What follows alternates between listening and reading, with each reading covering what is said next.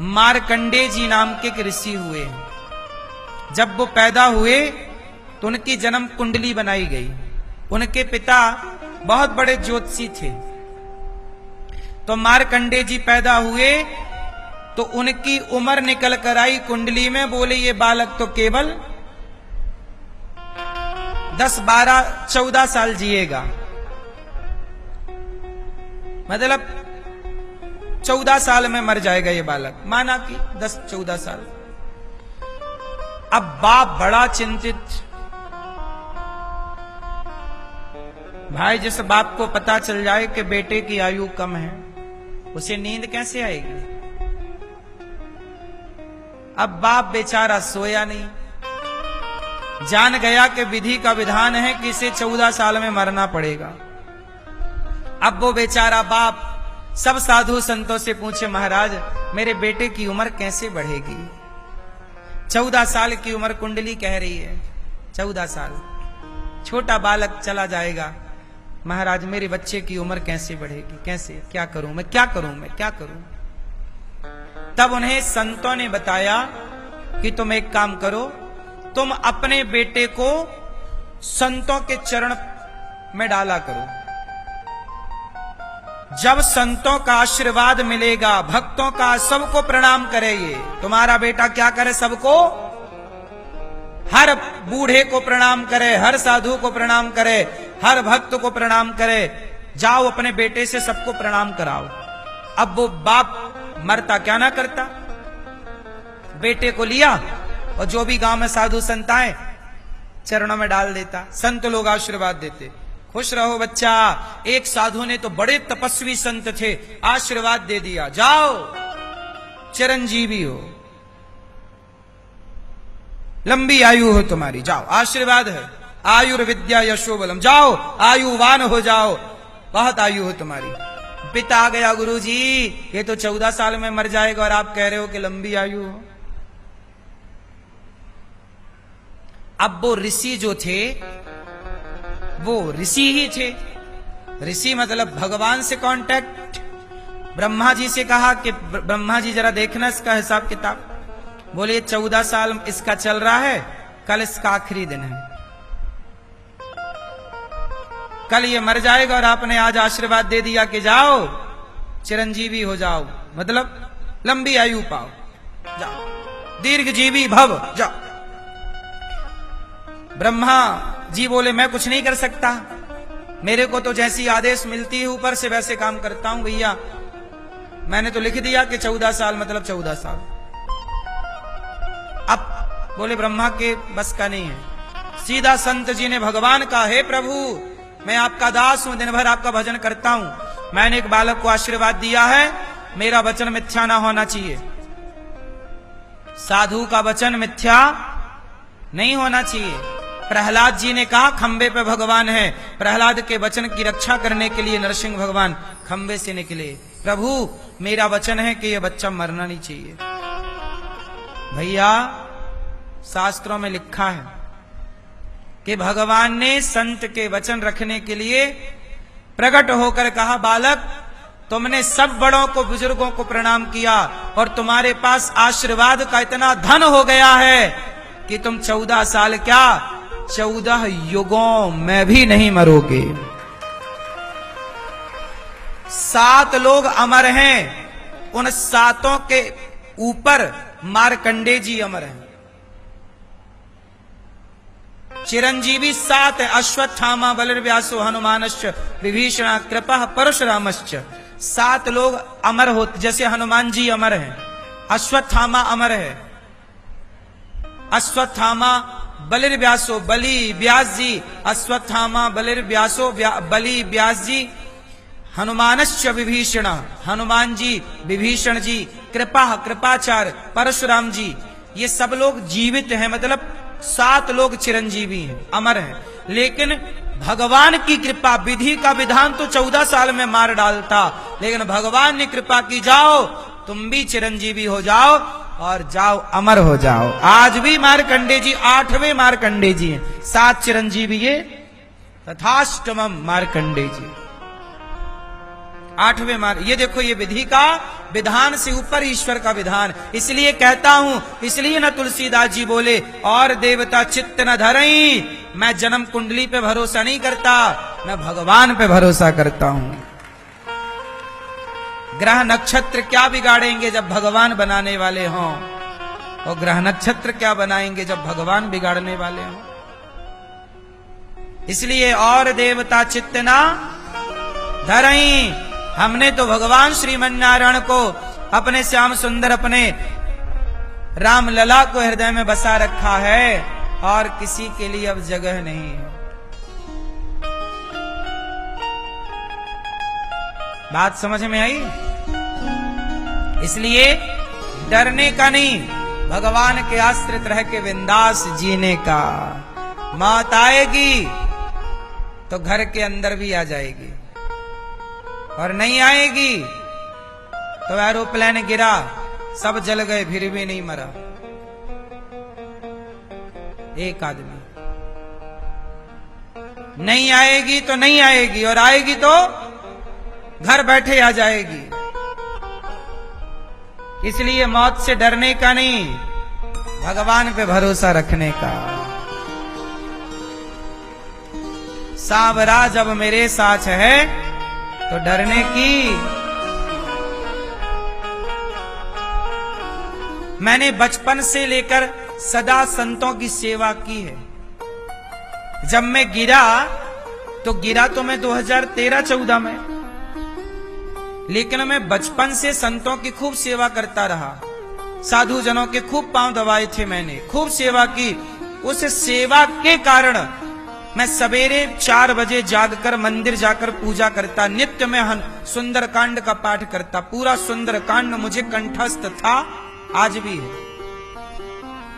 पहले मैं 15 मिनट में पूरा सुंदरकांड कर लेता, इतनी स्पीड थी। रोज सुंदरकांड हनुमान जी को सुनाता था।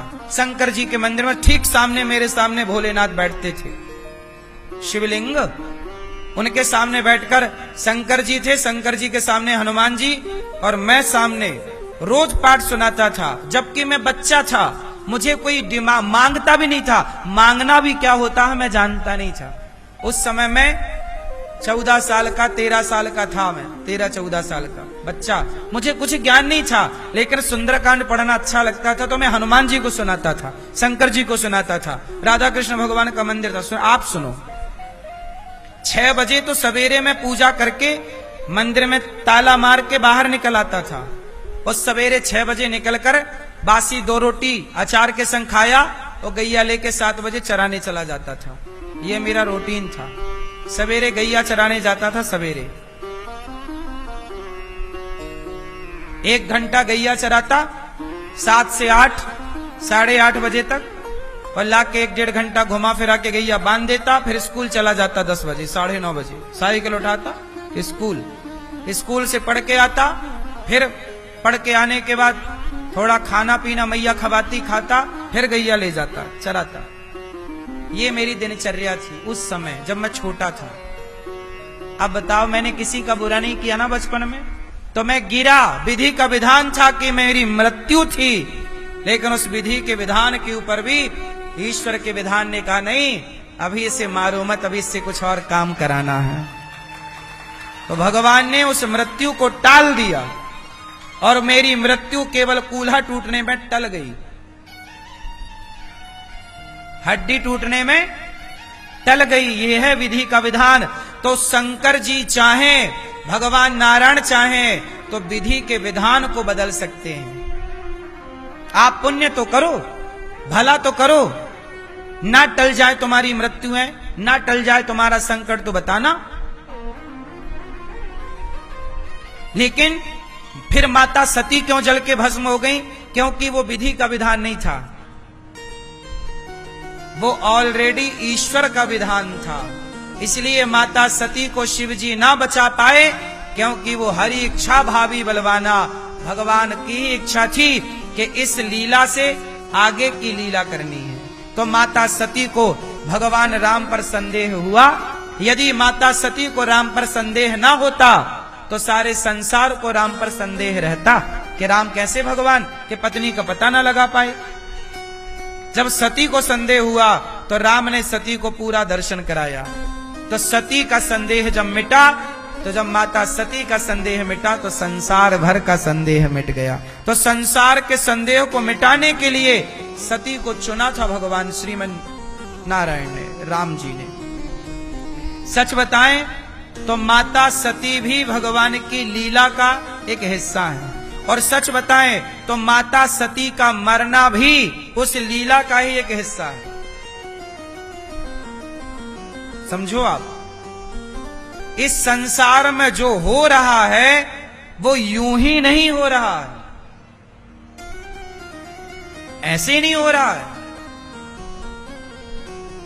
कुछ विचार से हो रहा है।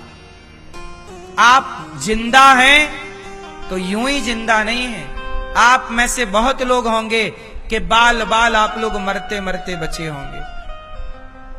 आपका एक्सीडेंट होते होते बचा होगा, ये घटना होते होते आपके साथ बची होगी। भाई हुई ही थी घटना तो मरे क्यों नहीं, आप बचे क्यों? क्योंकि आपके किसी पुण्य ने आकर के विधि के विधान से ऊपर खड़े होकर भगवान ने आपकी रक्षा कर ली। यही है ईश्वर का विधान। विधि का विधान भी टाल सकते हैं भगवान। भावई मैट सके त्रिपुरारी। शंकर जी भावी मतलब होनी को मैट सकते हैं, पर माता सती चूंकि उस लीला का एक हिस्सा थी तो माता पार्वती, माता सती बाद में पार्वती बनकर आई और शिव पार्वती का फिर संबंध हुआ।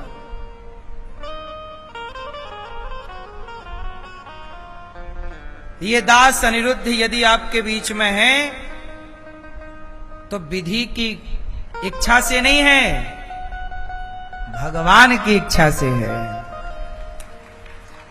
इसलिए भगवान पे भरोसा रखो, विधि के विधान को भी मैटा जा सकता है।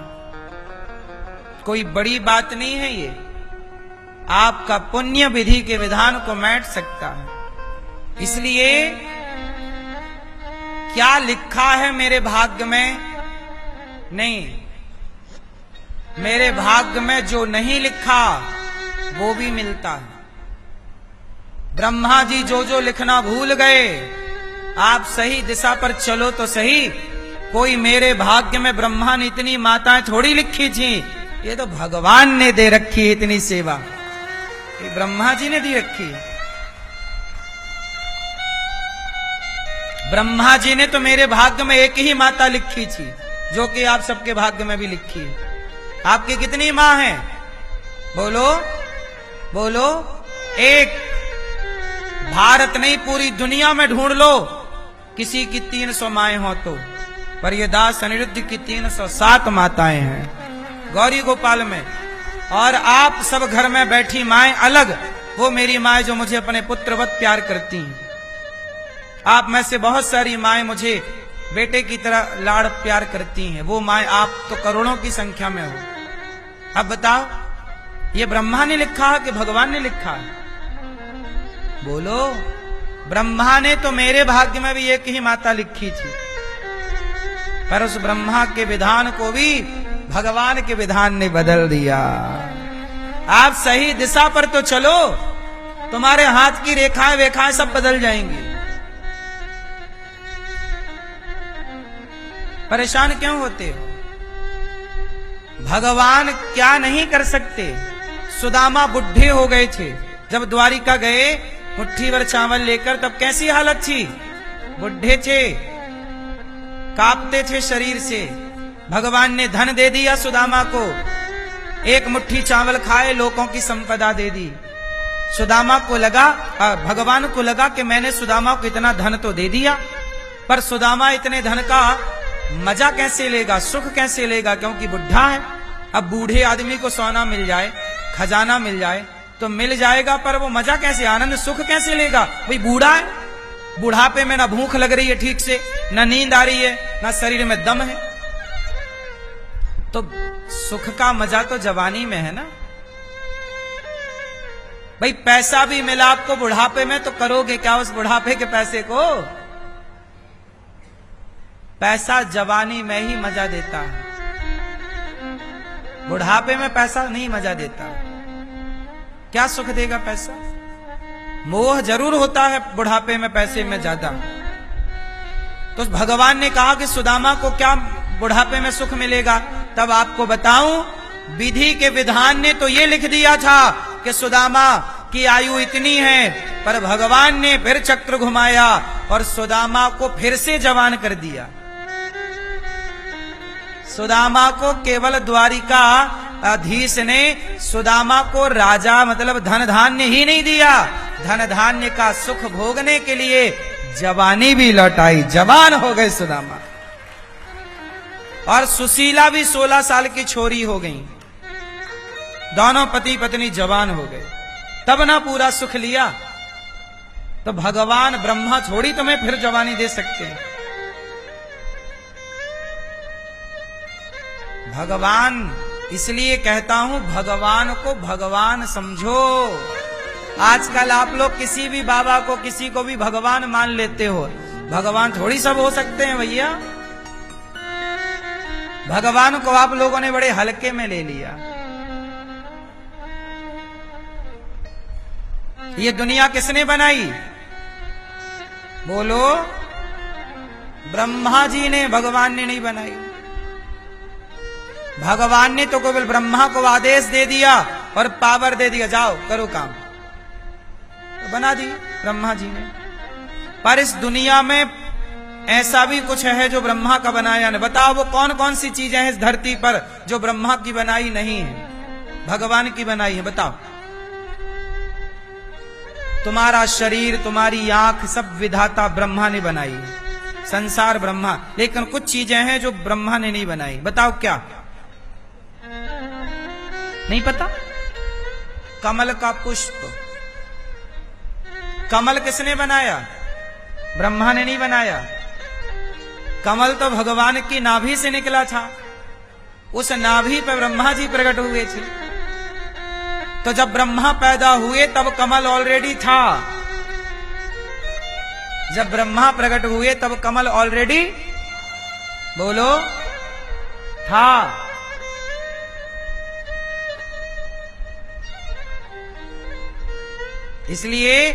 इसलिए भगवान के हाथ में कमल होता, शंख चक्र गदा पद्म, पद्म मतलब कमल,